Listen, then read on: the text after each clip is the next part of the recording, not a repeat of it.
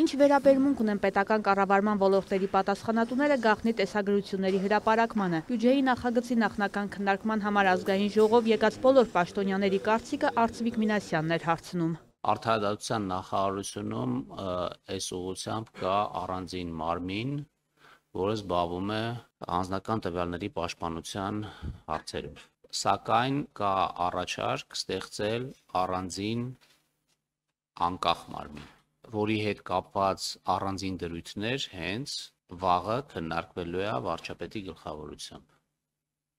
Եվ եթե որոշում լինի այն մասին, որ պետք է առանձին մարմին լինի,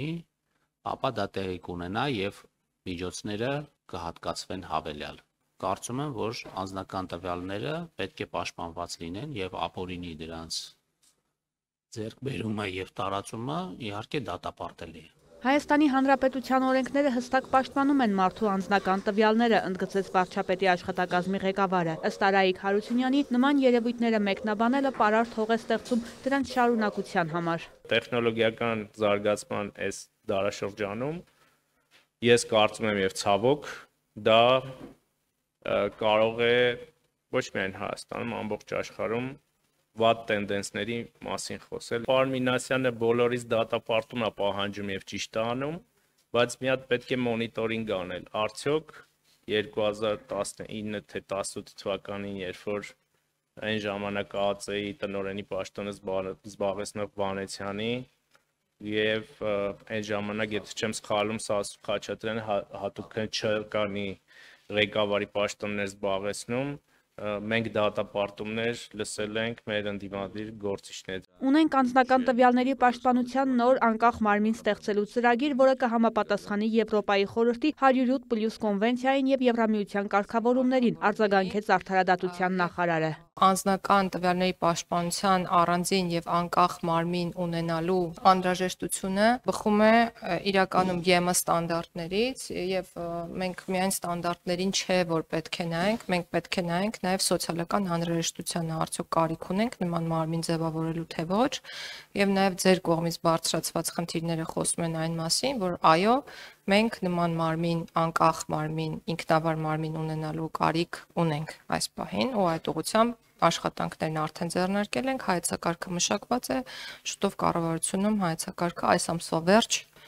պետք է քննարկենք։ Իսկ ինչու համաներում չի հայտարարվում։ Պատգամավորները հետաքրքրվեցին, արդարադատության նախարարն էլ պարզաբանեց, քանի որ յուրաքանչյուր դատապարտյալի անհատական մոտեցում է ցուցաբերվում։ 50%-ից ավելի աճ կա դեպքերի, երբ անձանց պատժի սահմանները մեղմացվել են, իսկ պայմանները քրեակատարողական հիմնարկներում ընդհանուր առմամբ բարելավվել են։ Միասին մի անգամ խոսել ենք Արմավիրի կարանտինային բաժանմունքի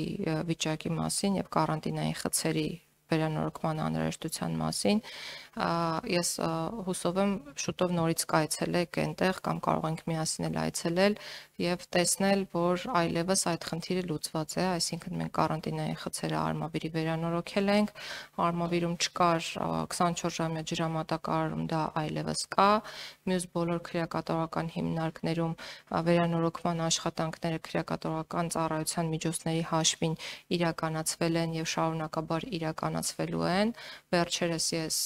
այցելել եմ Արթիկ քրեակատարողական հիմնարկ, ուզում եմ վստահեցնել, որ մի շարք հիմնարկներում աշխատանքները արվել են, մյուսներում շարունակվում են։ Գրեթե ամբողջությամբ վերանորոգված է Աբովյան քրեակատարողական հիմնարկը։ 1700-ից ավելի կալանավորներից 10-ից 15-ի դեպքում է, որ 5-ից ավելի տարի կալանքի տակ են, նշեց Գալյանը, խոսելով դատավարությունների ձգձգման մասին։ Հայտարարեց, որ գնալու են յուրաքանչյուր դատավարության համար կոնկրետ դատավարական ժամկետ սահմանելու ճանապարհով։ Քրեական գործերով դա լինելու է 1 տարին, որը կարող է երկարացվել ոչ ավելի քան 3 անգամ։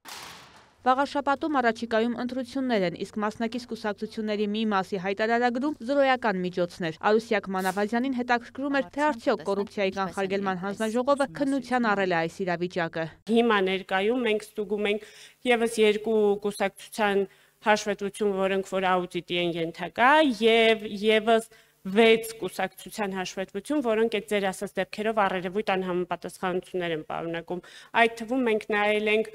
սոցիալական կայքեջերից կամ այլ նայել ենք ԶԼՄ-ներով, տեսել ենք, որ քարոզչություն է իրականացվում, բայց մուտքեր, ելքեր առկա չեն։ Դա մեզ համար արդեն ինքնին ազդակ է, որ մենք վերլուծություն անենք, կուսակցության հաշվետվությունների ստուգում անենք եւ առաջիկայում մենք հիմա վարչարություն ենք իրականացնում, վարչարության ավարտից հետո այդ արդյունքները եւս կհրապարակենք ու կտեսնենք, որ այդ բոլոր կուսակցությունների դեպքում մենք մեր ուշադրություն դարձնում ենք եւ արձագանքում ենք։ Երևանի ընտրություններին ես իմ ձեռքի տակ ունեմ ազգային առաջընթաց կուսակցության Հայկ Մարությանի կուսակցությունը նույն ժամանակահատվածում տվել է նույնը բովանդակ զրոյական հայտարարագիր։ Մենք բոլորս լավ տեսել ենք ինչ ծախս է արել Հայկ Մարությանը նախընտրական process-ների ժամանակ, սա արդեն փաստ եղելությունն եմ ձեզ ներկայացնում եւ ունենք այսօր իրավիճակ վաղաշաբաթի ընտրություններում մասնակցող կուսակցությունների մասով։ Կուսակցության առաջադրման, գրանցման իրավունքը փոխկապակցված չի ֆինանսական շարժի հետ։ Կուսակցությունը եթե մինչև այդ չի ունեցել ֆինանսական միջոցներ, բայց պատրաստում է քարոզարշավի համար գումար ծախսել, ինքը պիտի այդ գումարը գնա մուտք լինի կուսակցության հաշվին, կուսակցության հաշվից նոր փոխանցվի նախընտրական հիմնադրամ։ Վաղաշաբաթի ընտրություններին մասնակցող բոլոր սուբյեկտները նախընտրական հիմնադրամներ բացել են, ինչը ենթադրում է, որ պատրաստվում են ծախս կատարել, հայտնեց Հովակիմյանը։ Վարդուհի Արզումանյան, Հովանես Քյոսեյան, լուրեր։